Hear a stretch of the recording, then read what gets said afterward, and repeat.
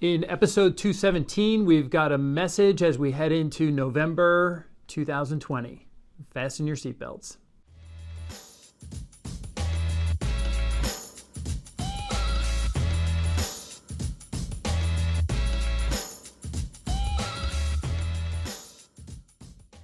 Welcome to the Mullooly Asset Show. I'm your host, Tom Mullooly, and this is episode number 217. Thank you for tuning in. If you're watching this on YouTube, make sure to hit that red button and subscribe. We're recording this at the very last days of October. Today's date is Monday, October 26th, 2020, as we slide into the November 2020 election. We're starting to see some volatility in the markets.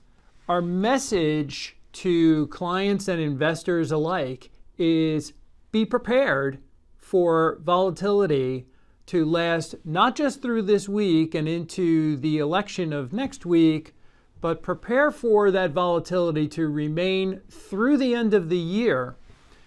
It's going to take some time to count up votes that came in through the mail. Several states have already said that it's going to take them several days after Election Day to just get a final tally about this.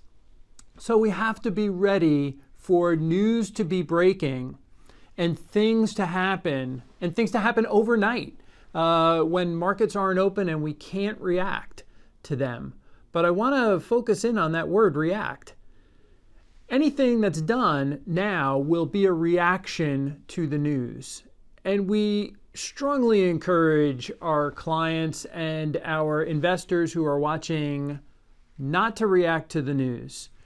When there's a change that needs to be made in your portfolio, it is hopefully because something's happening in your life. You're retiring. Things are happening as you get ready for retirement. You have kids in your family that are going to college. Things are happening where we need to make changes in the portfolio. We don't want to be making changes in your portfolio based on news headlines, because news headlines can change and news headlines can be wrong. And so these are all short-term events. So we're going to have a lot of short-term volatility. We expect a lot over the next couple of weeks between now and the end of the year. We don't expect these news headlines to be a reason for you to rip up the script, to make wholesale changes in your portfolio. If you've got a special situation, of course, we want to be in touch. Hopefully we already know about it.